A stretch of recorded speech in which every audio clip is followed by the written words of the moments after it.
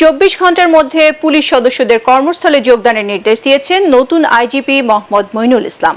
Police সদর দপ্তরে সংবাদ সম্মেলনে তিনি জানান, জননিরাপত্তার বিষয়টি মাথায় রেখে আইন শৃঙ্খলা ফিরিয়ে আনতে বদ্ধপরিকর পুলিশ। এক্ষেত্রে সবার সহযোগিতা চান তিনি। বিস্তারিত জানাচ্ছেন GM তসলিম। 100% কপার কন্ডেন্সারে তৈরি ভিশন ফ্রিজ, তাই গুণে মানে অটুট থাকে বছরের পর বছর। গণ অভ্যুত্থানের মাধ্যমে বিজয় অর্জিত হলেও পুলিশের কাছে এখন সবচেয়ে বড় চ্যালেঞ্জ হয়ে দাঁড়িয়েছে সাধারণ মানুষের জানমাল এবং নিজেদের নিরাপত্তার বিষয়টিও।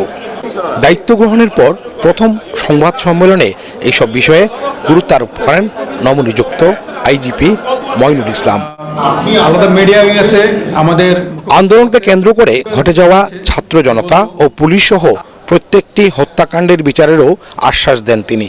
বর্তমান বৈষম্য বিরোধী যৌক্তিক যে আন্দোলন, সেই আন্দোলন আমাদের বিভিন্ন অপারেশন ইউনিটে দায়িত্বপ্রাপ্ত কর্মকর্তাগণ দেশবাসীর প্রত্যাশা অনুযায়ী দায়িত্ব পালন করতে পারেননি, যা আমরা স্বীকার করছি। এই জন্য বাংলাদেশ পুলিশের পক্ষ থেকে আমি পুলিশ প্রধান হিসেবে আন্তরিকভাবে দুঃখ প্রকাশ করছি। বৈষম্য বিরোধী ছাত্র আন্দোলনকে কেন্দ্র করে সাম্প্রতিক সময়ে ছাত্র, সাধারণ মানুষ, পুলিশ সহ প্রতিটি হত্যাকাণ্ড যেখানে সংঘটিত হয়েছে তার সুষ্ঠু এবং নিরপেক্ষ তদন্ত করতে আমরা আইনিভাবে প্রতিশ্রুতিবদ্ধ।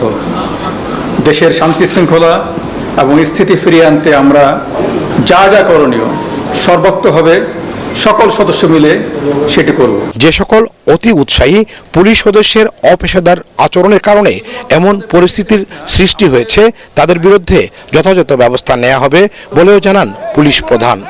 কিছুটা ভ্যাকুয়াম হয়তো তৈরি হয়েছে, সেটিকে কাটিয়ে ওঠার জন্য আমরা কিন্তু বসে নেই।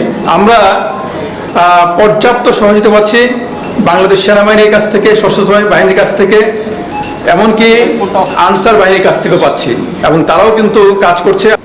যাদের কারণে আজকে আমাদের এই বিজয় অর্জিত হয়েছে, আমি বলবো তারা কিন্তু রাস্তা পরিষ্কার করছে, তারা বিভিন্ন জায়গায় ট্রাফিক ডিউটি পালন করছে। আমাদের অনেক সহকর্মী নিহত হয়েছে, আমরা তাদের একটা কষ্ট আছে, আফটার অল তারা তো মাঠে কাজ করেছে।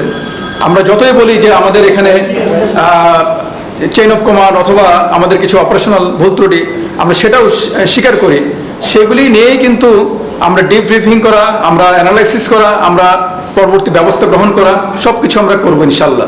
সকল শ্রেণী পেশার মানুষের কাছে সহযোগিতা কামনা করেন নতুন IGP Moinul Islam. GM Taslim, ATN Bangla, Dhaka.